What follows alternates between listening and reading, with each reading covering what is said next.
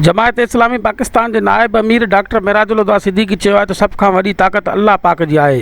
पाण खे super power सॾाईंदड़ जदीद हथियारनि हुजण बावजूदि अफ़गानिस्तान में अमेरिका के शिकस्त मिली आहे।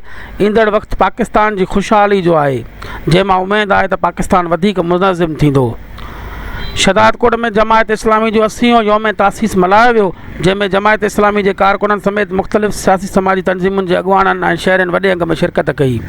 शहदादकोट के मकामी शादी हाल में जमायत इस्लामी पारां रथियल 80 यौम तासीस के मौके पर जमायत इस्लामी पाकिस्तान के नायब अमीर डॉक्टर मेराजुल हुदा सिद्दीकी, सूबे सिंध के जनरल सेक्रेटरी काशिफ सईद शेख, ज़िले कंबर शहदादकोट के अमीर डॉक्टर इम्तियाज़ शेख, जमायत इस्लामी शहदादकोट के अमीर सलाउद्दीन सुमरो ऐं ॿियनि खिताब कंदे चयो त जमायत इस्लामी जो क़याम लाहौर के एक नंढड़े कमरे में 75 माण्हुनि कयो, जेको हाणे वॾे ऐं वसी काफ़िले में तब्दील थी वियो आहे।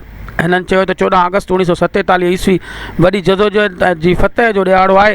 हिननि चयो त वज़ीर आज़म ॿुधाए पियो त हुननि 3 सालनि में छा कयो, पर अवाम वज़ीर आज़म खां पुछे थो त छा ही हुकूमत उहा ई तब्दीली वारी हुकूमत आहे जेका हू 3 साल अॻु चवंदो हो।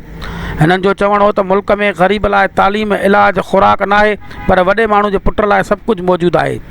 हिननि चयो त जमायत इस्लामी जा 300 खां वधीक मेंबर क़ौमी असेंबली, सूबाई तौर सेनेट में मेंबर रहिया आहिनि, पर कंहिंजो बि इस्लामाबाद में पंहिंजो ज़ाती प्लाट न आहे। जमायत इस्लामी करप्शन का पाकिस्तान की वही जमायत है। हिननि जो वधीक चवणु हो त पाकिस्तान, ईरान ऐं तुर्की गॾिजी वञनि त अमेरिका ऐं इसराइल न रहंदा। हिननि जो वधीक चवणु हो त जमायत इस्लामी करप्शन, शख्सियत परस्ती का पाक मुनज़्ज़म जमात है।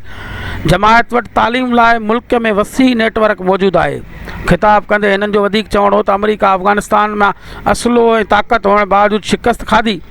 पाकिस्तान लाइ मुस्बत हालात आहिनि। ईंदड़ वक़्तु पाकिस्तान की तरक्की ऐं खुशहाली जो आहे। उन मौके ते प्रोफेसर गुल मोहम्मद गुल बुखारी, SDP अॻवान हयात तुन्यो, SUP अॻवान पीर बख्श भट्टी, महरान समाजी ताज अॻवान एडवोकेट अब्दुल वहीद भट्टी, अल ख़िदमत ज़िला कंबर शहदादकोट जो सदर मोहम्मद इब्राहिम दायो, सगा अॻवान प्रोफेसर अब्दुल जब्बार जूणेजो, प्रोफेसर फ़िदा हुसैन जूणेजो, हाफ़िज़ मोहम्मद याकूब कंबो समेत मुख़्तलिफ़ सियासी समाजी तंज़ीमुनि के अॻवाननि ऐं जमायत इस्लामी के कारकुननि ऐं शहरनि वॾे अंग में शिरकत कई।